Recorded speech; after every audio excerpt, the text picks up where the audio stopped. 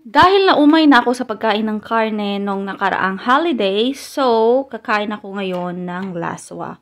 Kung ano lang yung mga gulay na nandoon sa aming frigidaire is yun lang yung aking gagamitin. Kaso nga lang, yung aking dahon-dahon na meron ako is yung repolyo.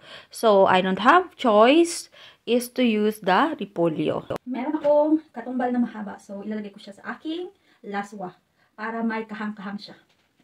Yung mga ingredients pala ng aking laswa is of course yung kalabasa, zucchini, patatas, carrots. Tapos naglagay na rin pala ako ng okra kaso hindi ko na siya na-videohan. Nabili ko siya doon sa may Kaufland. Kaso nga lang nakapack siya. Once in the blue moon ka lang talaga makakabili dito ng okra. Kaso nga lang hindi siya fresh. But instead nakapack siya. Pero it's okay na rin kasi nga at least may makain ka. Then ito yung aking substitute sa papaya which is yung zucchini. Sa taong 2024 is laswa pa rin ako kahit anong mangyari.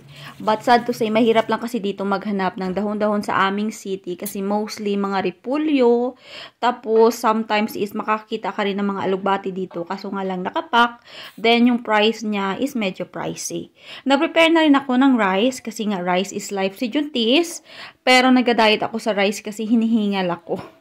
Ako lang pala mag-isa dito sa aming bahay kasi yung aking asawa, everyday siya may work. Pagpasok pa lang ng 2024, grabe na talaga yung kayod ng aking asawa. Kasi sabi niya, bawal daw ang tamad sa taong 2024 kasi nga may pinag-iipunan kami. Super dali lang naman magluto ng laswa kasi ilagay mo lang lahat ng mga ingredients. Then after na mag-soft, is lagyan mo lang ng asin. Gumawa rin pala ako ng gulay na dumplings. Then, ipiprito ko lang siya kasi wala akong steamer.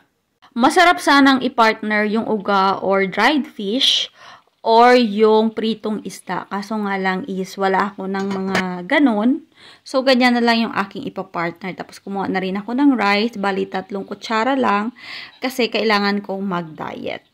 Solve na naman ang cravings ni Juntis kag hasta na inibuwas nga pagkaon. Kaya hindi na ako magluto sang akon nga pagkaon. Initon ko na lang siya.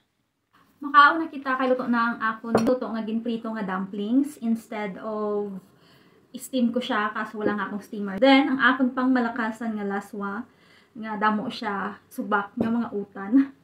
Tapos ining akon nga ketchup. So let's eat. First bite sang aton utan. Namit. Second bite. With rice.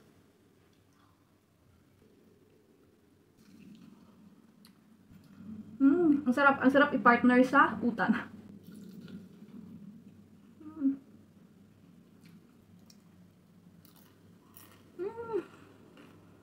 Namit. Higop sa sabaw. Higop sa sabaw is life. Then rice is life. Kanami lang sa pakiramdam kay biskan hindi kumpleto ang mga baligya diri sa amon pero nagagawan ko pa rin ng paraan yung aking mga cravings.